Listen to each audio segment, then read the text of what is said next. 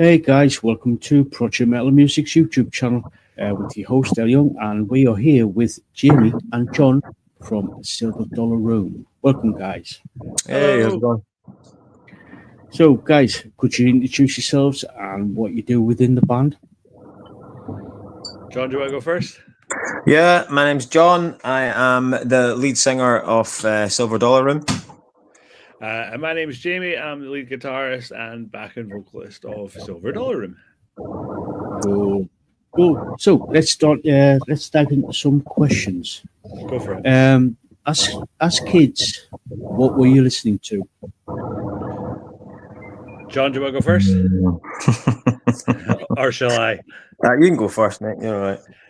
Queen would probably be the biggest one for me. Like I listened to loads and loads of Queen. When I was a kid. I can remember like sitting on like my friend's dad's motorbike singing "We Are the Champions" in this little mining town that I grew up. And I mean, like a lot of pop of the day, like for sure. Michael Jackson was a huge one for me as well. Like my first ever album was Michael Jackson that had myself, but like I remember the first CD that we ever got was Queen's Queen 2, and I loved that record, and also the Highlander soundtrack as well, which is incredible. So I think in terms of like rock bands, like Queen, big style for me, and then probably a lot of pop of the day, which is probably a bit too embarrassing to say.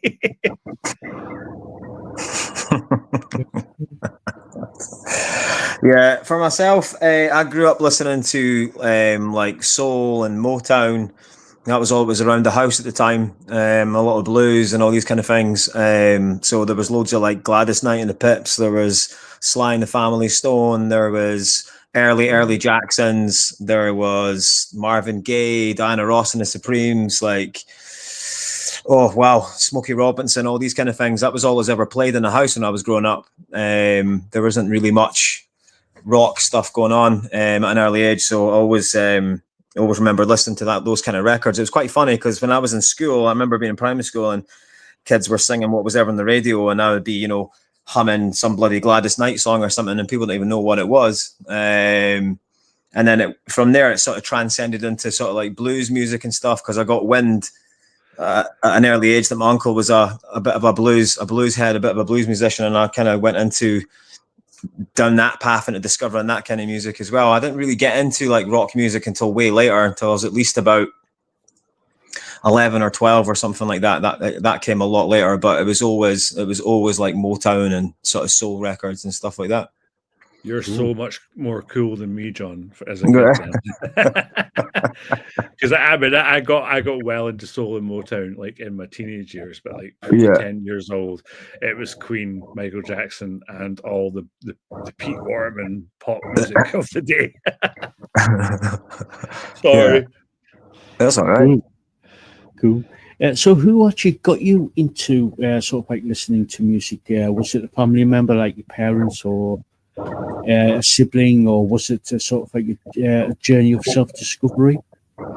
I mean, for me, like music was always a big thing in my household. Like my mum was a huge music fan, and there was always music in the house, and there was always music in the car. But I think like when I got to high school, like you start meeting new people, and like that was when I discovered things like Guns N' Roses, which is Guns N' Roses were a huge influence on me.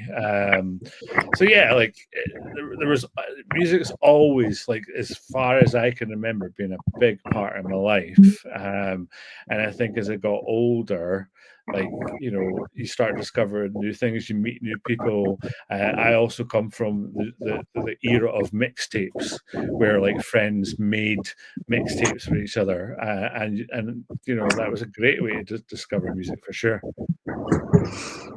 Yeah, I think for me it was just my mum, really. Single parent household, so it was just listening to her records all the time. There was nobody really involved. Well, I never really knew anybody was involved in music in the family until I got wind of my uncle basically being a musician, being a working musician, and then it kind of sort of stemmed from there, really, more than anything else. But music's always been a big thing in the house. Like there was always music on. Mum used to always have the records on, and then even as a kid there would be award shows on. There would always be music, always music. But I think I am, apart from the uncle side of the family, I think I'm the only person in the family has actually performed, I think. But it's a big deal, like in the house, if that makes sense. I think another thing for me, and I know that John will probably feel the same way, is that like movies were such a big part of my life as well, and I discovered a lot of music through movies. Like movie soundtracks, particularly in the 80s and 90s, were incredible. You know what I mean? And they were a big deal. I was like reading recently that the Lost Boys soundtrack massively outsold the movie itself. You know what I mean? Like, so yeah, like definitely, like I discovered a lot of music through movies. I think like the Forrest Gump soundtrack was like a really kind of influential soundtrack. That's when I discovered bands like Creedence. You know what I mean? Which is, there's so much incredible music out there for sure. Yeah, I'll agree with Jamie on the movie thing. Like, definitely. Like, I mean, even like if you're like, I remember even asking. Got memories of watching films like even like obviously Highlander. That was one of my favorite movies. Even like watching Labyrinth. I've got a funny story about Labyrinth. I remember being fascinated by David Bowie, and I turned around to my mum and I was like, "Oh, obviously the Goblin King," and she was like, "Oh, he's a famous singer." And I remember going, "Oh, was he like a big star?" And she was like, "Nah, not really." And then like changed the subject. And I remember years later being at a sort of house party. And somebody was like, "Put Bowie on." I was like, "Bowie's shit," and like, don't put him on. And somebody was like, "Excuse me," and I was like, "My mum told me he's not even that big a deal." And what a harsh lesson I learned there. And then obviously became a massive Bowie fan that night. Do you know what I mean? But it just showed you the contrast, the difference between what my mum was listening to and then me watching Labyrinth and asking about Bowie. But yeah, definitely. It's funny because I mean, movies are a big thing, and I can see Lisaboo in the comments has asked, "How did we choose the band's name?" It actually comes from a movie. It comes from Police Academy. So if you've seen the Police Academy movies, there was always a running gag about going to the Blue Oyster Bar, and the Blue Oyster Bar was actually filmed in a bar in, I believe it was Toronto, Canada, called Silver Dollar Room, and it's a homage to the fact that we love movies so much. I was going to bring that question up. So, sorry. So, guys, who actually influenced you to become a musician? From all the bands that you've listened to, who was your main influence to say, "I want to do this. I want to get up on stage"? John, you or me? For me, comes as a surprise to quite a lot of folk when they asked me this. It was actually listening to Oasis when I discovered Oasis for the first time. Obviously, I just saw these group of young guys who genuinely did not give a shit about anything, and their performance reflected that as well. And I was just at that stage in my life where like I wanted to like you're like that working class kid who you relate to that so much because you're like, I don't really care, and you always think that everyone's got a problem with you or whatever. And it was like that moment, and well, if they can get up there and do that, do you know what I mean? I can do that as well. I can go up and scream to people that life's shit and everything else, So definitely. So that definitely was the thing that got me wanting to try and shout down a microphone, Yeah, for me, like I can pinpoint the exact moment where like I was like, yes, music's for me. I mentioned earlier on that like Guns N' Roses was a big sort of like thing for me.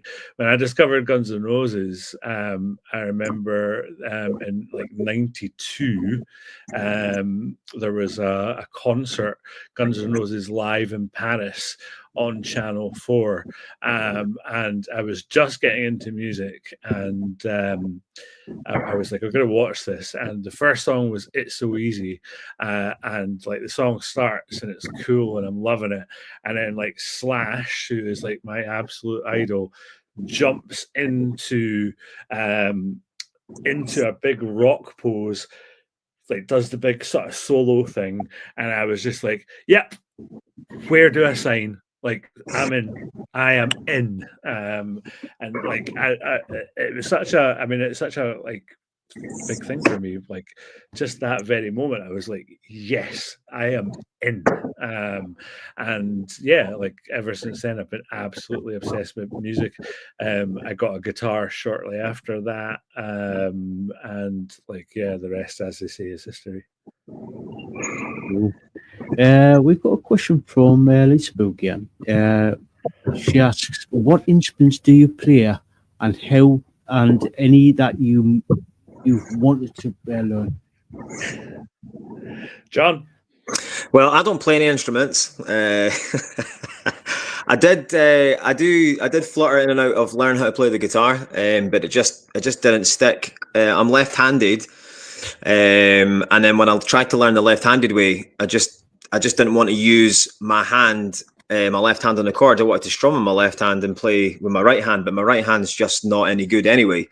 So I just deep dive more into singing more than anything else, and obviously learning to write lyrics and all these kind of things. I sort of just really put my focus in there. But the instrument I would want to learn right now would probably be the saxophone. Like, I absolutely love saxophones, and obviously I love piano as well, but I just think saxophone's a cool instrument. So if I did have the time, which I've always got the time, so I'm actually lying there, but if I can be bothered one day, I will learn how to play the saxophone. You've heard it here first. The saxophone album is on the way. Yes. So for me, I'm going to be that kind of wanker. So my first instrument is guitar.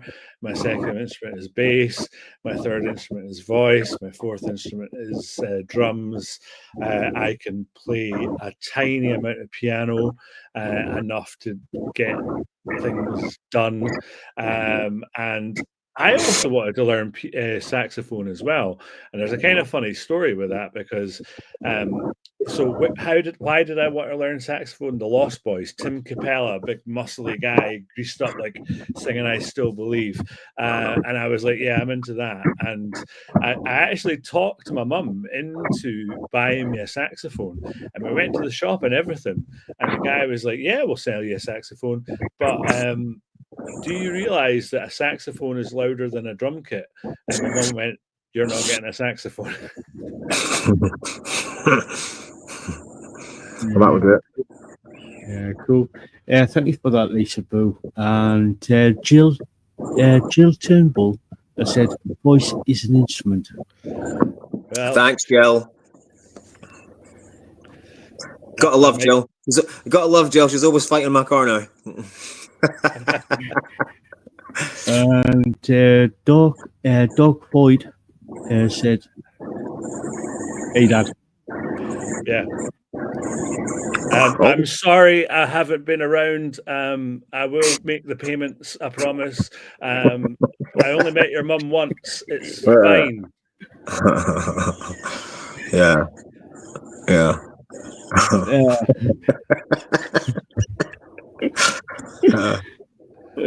So, were you in any bands prior to starting Silver Dollar Room?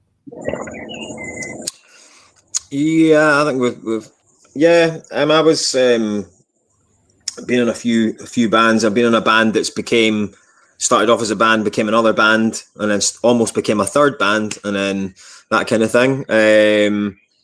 Actually, I think the first proper group thing I ever did was actually working with a couple of hip hop artists way back in the day. I used to write hooks on some early Scottish hip hop stuff and perform with them.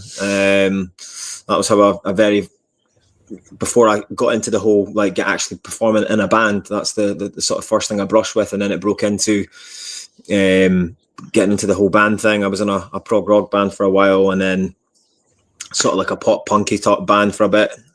And then that sort of branched out and became something else, and then that evolved and became something else with a couple of the same musicians, and then then it sort of evolved into me getting involved with SDR with Jamie and the guys. Yeah, I mean, I've been playing in bands for a long time, like 30 years, and I've loads and loads of different projects over the years, and I play professionally as well. So, like, I do loads of different things. So, yeah, I mean, bands have been my life for a very long time. Cool. So, what has the band been up to, especially over the last, say, 12 months? John? Loves putting me first, eh? Well, No, I'll take it. no, that's all right. We've actually been really busy. I mean, gigging wise, we've not been that busy, but in terms of like in the background, we've been extremely busy. We released our debut album last year, and we were quite proud of that. Well, not quite, but we're very proud of it and how well it did. And literally straight on the back of that, I think at the beginning of October, we just literally wrote the second album. Me, Jamie, and Doug sat in one of Jamie's rooms, his son's room, kitted that out with the electronic drum kit and all the rest of it. And we literally just banged out every week, started writing the next album. We got that done in a matter of I think maybe a couple of months. And then we demoed that right after Christmas at the beginning of this year. And then went into the studio, recorded it, released the single. So we've been very busy. I would say over the last 12 months, it's been kind of, in terms of recording, in terms of doing what you would call band admin. I think for 12 months, I think the foot's been on the accelerator. I think really. Yeah, it's been absolutely non-stop. I mean, yeah, there's been a load of gigs. Like, yeah, not a massive amount, but like, a good few really cool things. We had Winter Storm at the tail end of last year, which is like our first festival. And we did our first album. We also did an acoustic album off the back, acoustic EP off the back of that. And then obviously we've got the album we're just about to release now, and we're doing a piano version of that as well. So like, yeah, we tend to keep ourselves pretty busy, and as John says, the foot is on the gas pretty much all the time, which is cool. Cool. Jill Timble said the debut album is amazing. Can't wait for the next one. Thank you. And Lisaboo's got a question. Do you have a favourite venue as well as a dream venue you would love to play at? So for me, like, I mean, I don't know how many people are in Scotland here, but like, there's a venue in Scotland called the Barrowlands, and it is an incredible venue. It's actually Dave Grohl's favorite venue in the whole wide world, and I love it because it's just got such a cool vibe. It's also just kind of funny, like the toilets have not changed since I was a boy. It's like they're straight out of Phoenix Nights. I love the Garage in Glasgow, the Liquid Rooms in Edinburgh, and in terms of like what I would love to play, like the dream venue is for any Scottish artist is the Barrowlands without a shadow of a doubt. Cool. I'd say my favourite venue. I mean, I've been very lucky. I've played a lot of venues. Like I've played a lot of the ones that you'll hear a lot of Scottish artists talk about. But I'd say my favourite one, just because I've been lucky enough to play there like 4 times or something, is the Liquid Rooms.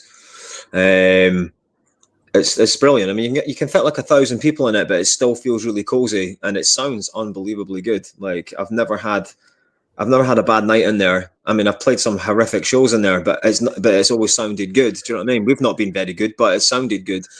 But I'd say the dream venue, I definitely, the Barrowlands is there. I think Jamie's right. I mean, everybody's sought after to play the Barrowlands, but I've got a thing about the Usher Hall. And it's just a venue I'd always want to play because I walk past it all the time. I drive past it all the time, and it's a venue that I feel it's always overlooked. Like, but there's some amazing artists that have played there over the years. You know what I mean?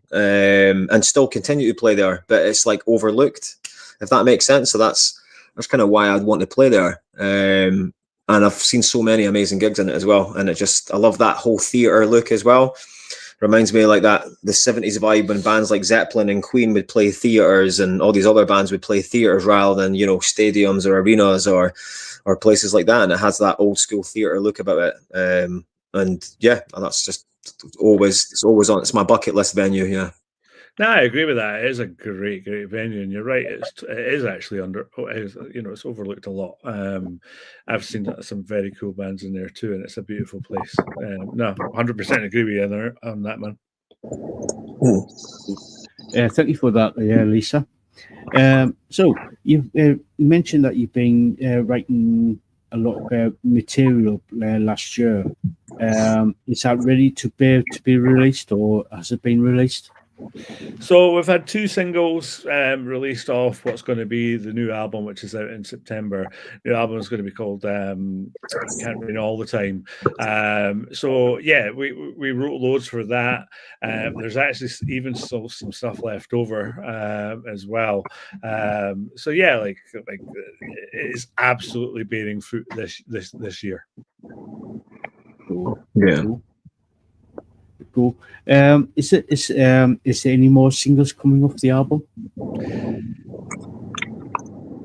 Yes. So we have Normal People, which is coming out early September. So basically, early September, we have Normal People out as a single, and then the week after that, we have the album Can't Rain All the Time coming out. So that'll be the 3rd single off that album, and then the album drops shortly after. Cool. We've got a question from Jill Turnbull, and she asks, "What's the weirdest thing that's happened on stage, or any band?" Don't actually know. Well, let me think. What's the weirdest thing? I can't think of any weird things that have happened with this band. I don't think. I'm trying to think of other bands.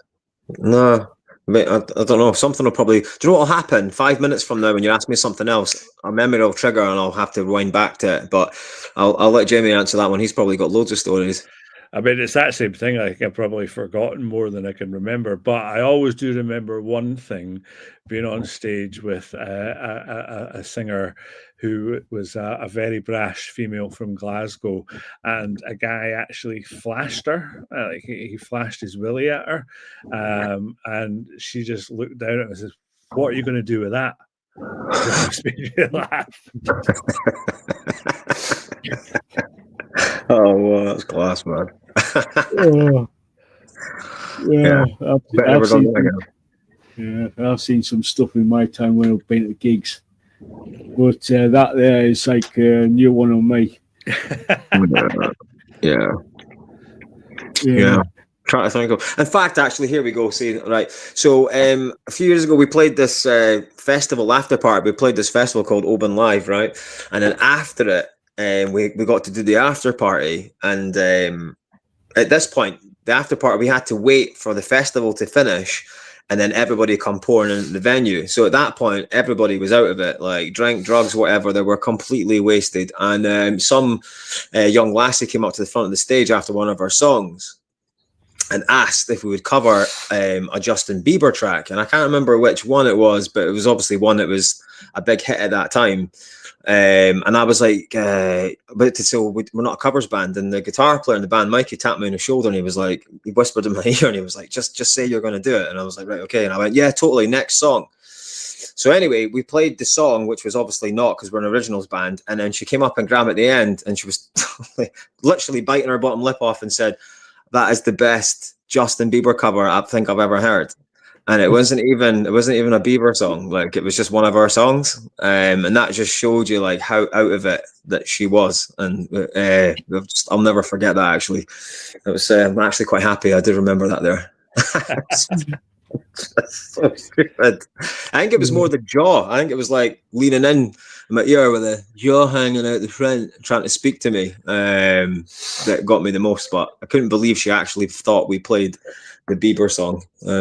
It's terrible. It actually says more about my band than anything else, I think. Thank you for that, Jill. So,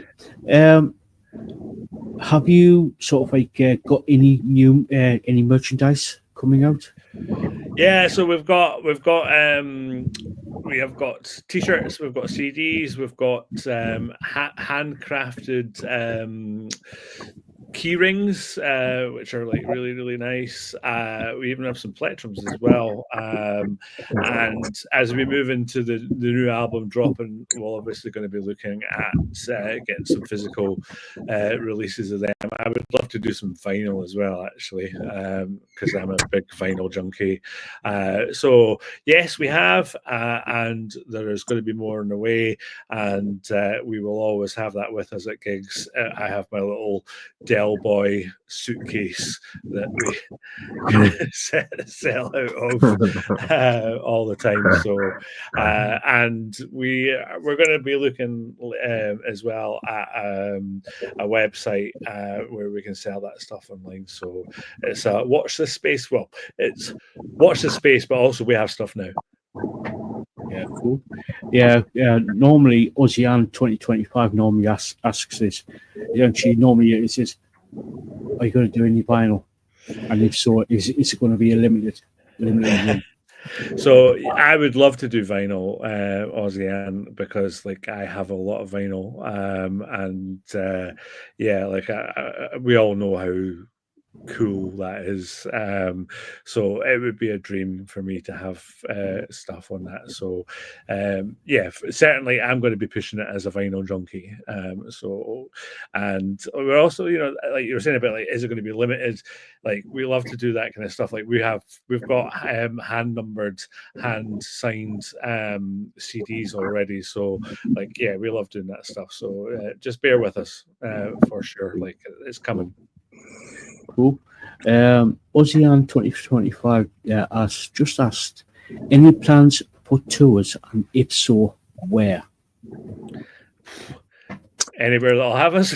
Yeah, I think so. I think we need to tour the UK first before we do anything else. We've not been down south as this band anyway, as this project or band. We've been as far as Perth and Troon, so we'd like to make it over the border into the southern areas. That would be nice. But if you're talking about just touring anywhere, I think the dream tour for me would be anywhere around mainland Europe and like even the States. I think that's every band's dream, is to go to America. So yeah, I think first we need to keep things small and then jump down south, play around there for a bit, and then if things keep going the way they are, you can jump out onto different places. Yeah. For sure. I mean, like we've got some Scottish dates, and we're going up to Orkney as well, which is going to be really cool. We're looking at Northern England dates. We've been looking at that for a while, and just that kind of thing of like we're just going to kind of start creeping down. But like, of course, we want to tour. For me, I want to tour Japan because I've always had a fascination with Japan since I was a kid. So I'd love to do that as well. And it would be kind of like comically sort of cool to say we're big in Japan.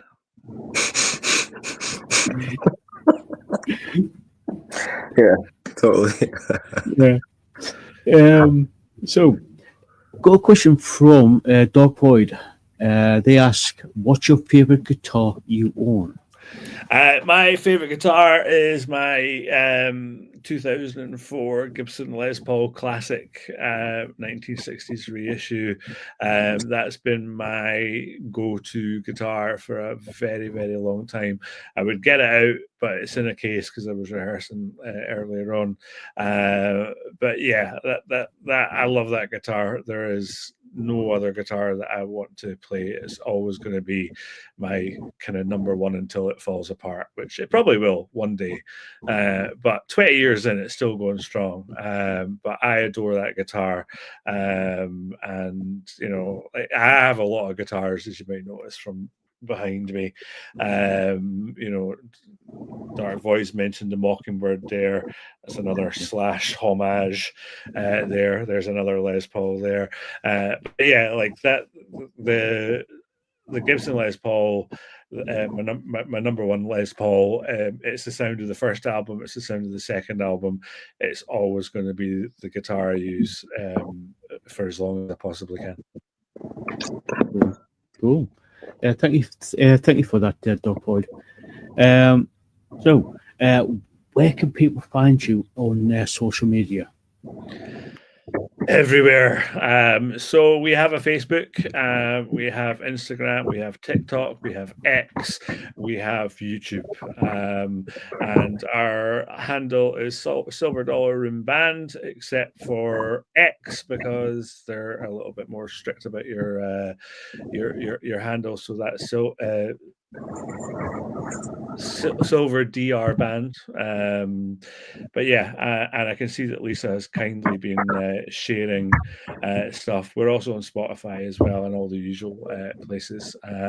But at the moment, you can mostly catch us on Instagram and TikTok. But you'll also see us regularly on Facebook.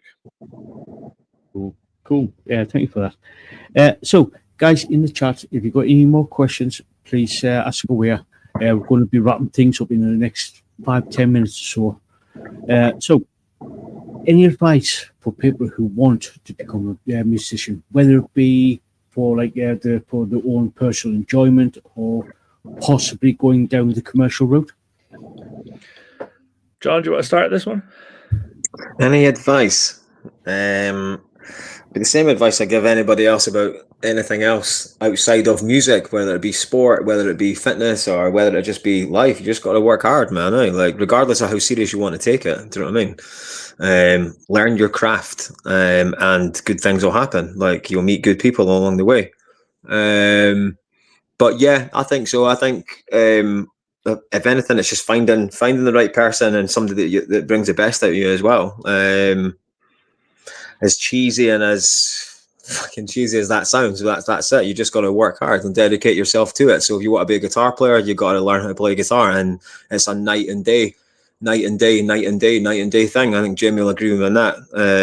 And it's the same if you're going to be a vocalist or a lyricist or a drummer, or you're going to be a drummer looking for a band or a bassist looking for a band. You really got to know your stuff, and you really got to put your head down. And I would say that for somebody who was just wanting to do it for a hobby and not take it seriously or not go down that commercial route, I'd still say the same thing. You've got to work hard. That's the best thing I could possibly say, I think. Yeah, I totally agree with that. I think the other thing for me is play the game. I know it sounds like rubbish, but you've got to play the game. You've got to collaborate with people. You've got to do what you need to do. And I guess it just goes right into what John's saying. You've got to work hard. You know what I mean? Like, things like social media, it's not always the most fun thing you can do. It's not as great as playing a gig, but you've got to do it. I think networking, meeting people, working with people is so unbelievably important. So even, I think even if you are just doing it for a laugh or like for your own enjoyment, like, you've got to play the game, you've got to do what you need to do, and you've got to work with people, meet people, collaborate with people. Cool. Sound advice there. So got a couple of questions come through. The first one is from Dark Void, and they ask, what's your favorite song ever? Can be your own or someone else's. Oh, that's a hard one. For me, like, one of the songs that always comes back to me is Mr. Jones by Counting Crows. I love that song. I love that album, actually. August and Everything After is like one of the most phenomenal albums ever.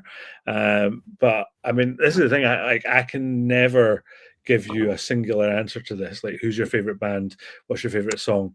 You know what I mean? Like, Mr. Jones always stands out. So does State of Love and Trust by Pearl Jam. I think that's one of the most incredible songs ever. Interstate Love Song by Stone Temple Pilots.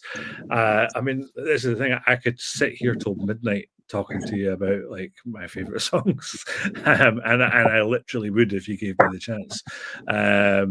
So I find it a really, really hard one. What's my favorite song of our repertoire? absolutely monsters. Not just because it's like the latest single, but it is genuinely my favorite song that we've ever done. I absolutely adore that song, and on so many levels. The best song I've ever heard, lyrically, musically, is Bittersweet Symphony by The Verve.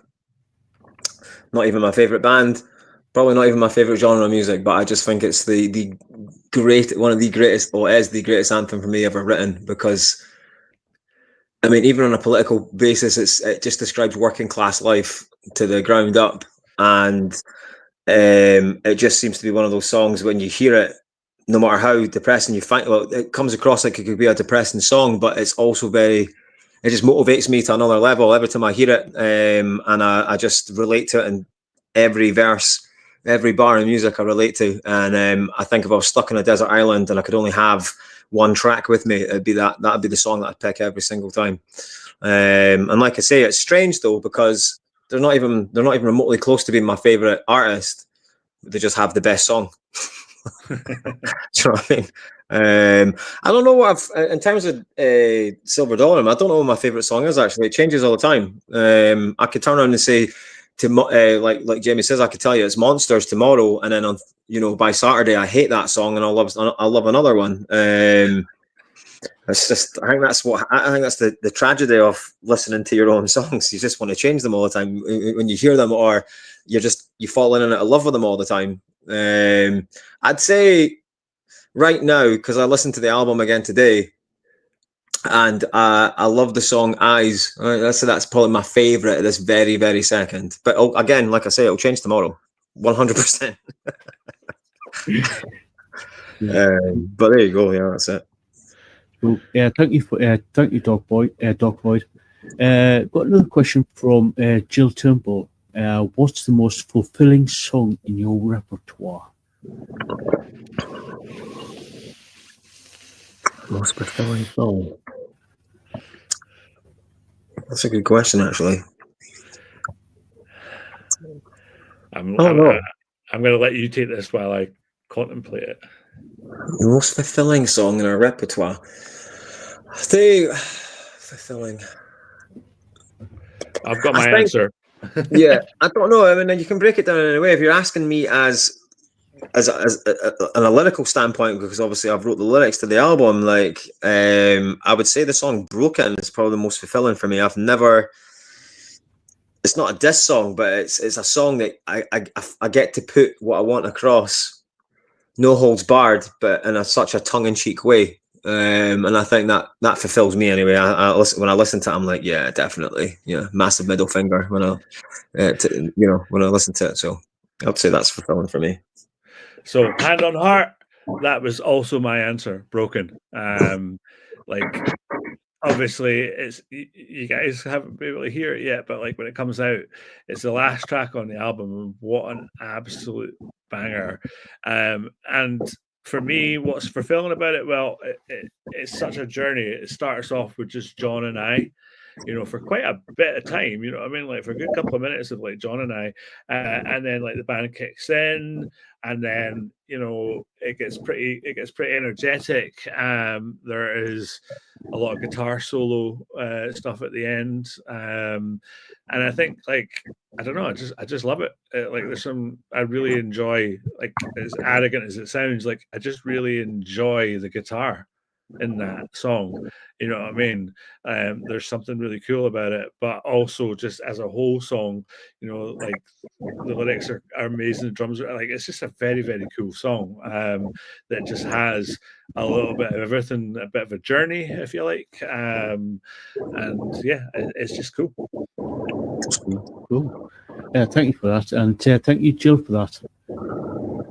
So we're going to start wrapping things up.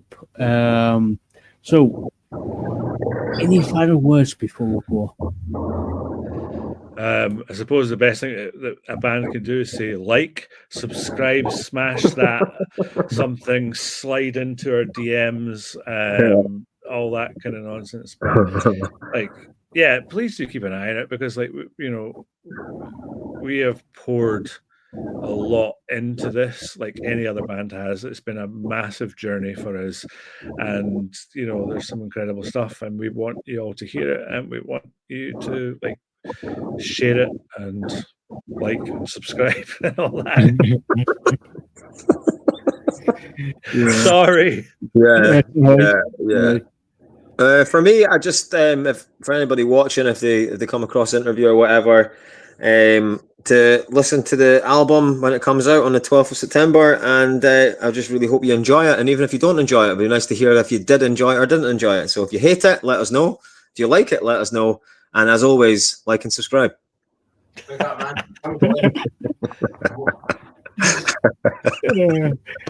you so much for that. That's all right, man.